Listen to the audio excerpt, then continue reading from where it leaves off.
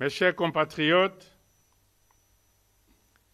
la responsabilité suprême que vous m'avez confiée exige de moi, vis-à-vis de vous, franchise, vérité et sincérité. Le pétrole, c'est quand même 80% du budget de votre pays. Actuellement, le prix du baril est le plus bas. Quelle est la situation économique réelle de votre pays? Bon, la situation économique du pays subit les contre-coups du prix du baril du pétrole. Cela va sans dire.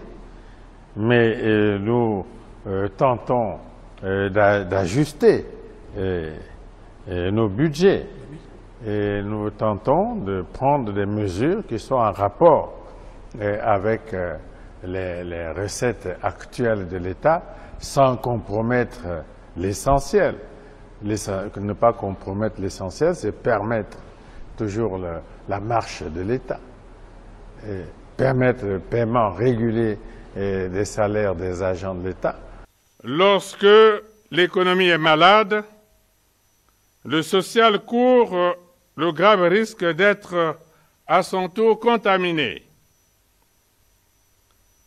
C'est ce que les travailleurs et tous ceux qui reçoivent un traitement de l'État redoutent aujourd'hui. Leur crainte est certainement justifiée, puisque certains d'entre eux connaissent déjà, hélas, quelques retards pour percevoir leurs salaires et pensions. D'un téléspectateur, il s'appelle Aline Gosso, il dit nous autres jeunes avons peur pour notre avenir car trop d'endettement sous prétexte qu'on veut ériger des infrastructures.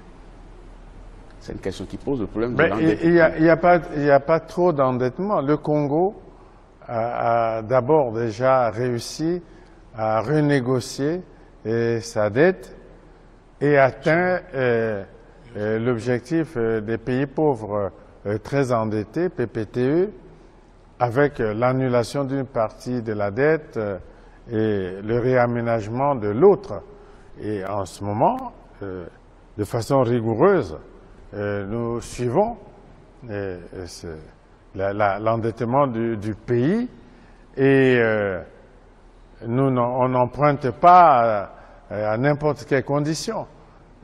Donc cette personne-là peut se tranquilliser et les équilibres financiers et macroéconomiques de notre pays sont surveillés par nous-mêmes et aussi par nos partenaires depuis que nous avons négocié et obtenu atteint le niveau d'achèvement de l'initiative PPTE. Donc elle peut se tranquilliser, cette personne. Nous sommes en ligne avec Florence Maurice, journaliste au service Afrique. Florence, c'est vous qui avez révélé cette information. Un programme d'aide budgétaire est effectivement en discussion depuis des mois entre le Congo et le FMI.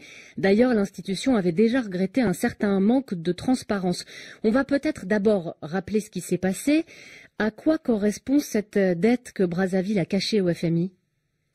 Bonjour à tous. Alors le FMI a en fait cherché dans deux directions. D'abord la Chine, c'est le principal prêteur du Congo, et les deux pays ont signé au moment où les cours du pétrole étaient au plus haut ce qu'ils appellent un partenariat stratégique qui prévoyait que la Chine en fait finance une vaste série de chantiers d'infrastructures au Congo et touche en échange une partie des recettes du pétrole. L'ennui, c'est que tout ça s'est fait dans la plus grande opacité, opacité sur les montants prêtés, sur la liste exacte des projets financés. Tout ça relevait du secret d'État, m'a confié une source proche du dossier. Résultat, il a fallu du temps pour que Brazzaville révèle peu à peu l'ampleur des dégâts, si on peut dire. En ce moment, de façon rigoureuse, nous suivons l'endettement du pays et on n'emprunte pas à n'importe quelle condition.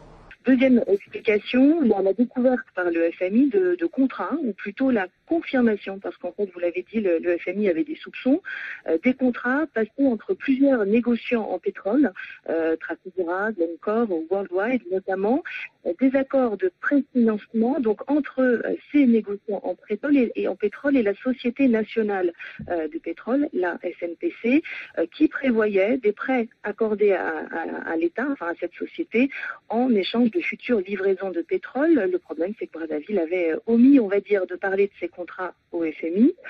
Les équilibres financiers et macroéconomiques de notre pays sont surveillés par nous-mêmes et aussi par nos partenaires. Or, la Société nationale de pétrole, dont les activités de négoce sont gérées par le fils du président congolais, Denis Christel Sassou Nguesso, eh bien, c'est l'une des principales sources du budget de l'État. Et surtout, ces contrats, les derniers en tout cas, étaient justement destinés à renflouer la dette, à lever du cash en quelque sorte pour faire face aux urgences, aux impayés, et notamment vis-à-vis des Chinois, raison pour laquelle le Congo n'en a pas vraiment fait la publicité, d'autant que à chaque fois, c'est le même pétrole en fait qui est promis à différents bailleurs, aux Chinois, aux négociants, ce qui pose problème. Et c'est comme ça que le Congo, en voulant masquer sa dette ou renflouer une partie de sa dette finalement, n'a fait que l'aggraver. Notre pays connaît des difficultés réelles. Vous devez le savoir. Personne ne doit les dissimuler. Ces difficultés étaient au départ financières et gagnent aujourd'hui le champ économique en général. La crise dans laquelle le Congo est plongé depuis 2014, avec l'ensemble des pays exportateurs des matières premières, le pétrole notamment, continue encore de générer des effets néfastes. La situation macroéconomique de notre pays n'a eu de cesse de se dégrader. Les équilibres financiers et macroéconomiques de notre pays sont surveillés par nous-mêmes et aussi par nos partenaires. Réduisant considérablement les moyens d'action de l'État. Les recettes budgétaires et les investissements publics sont en baisse continue. Presque tous les secteurs de l'économie nationale sont touchés par la récession. Les équilibres financiers et macroéconomiques de notre pays sont surveillés par nous-mêmes et aussi par nos partenaires.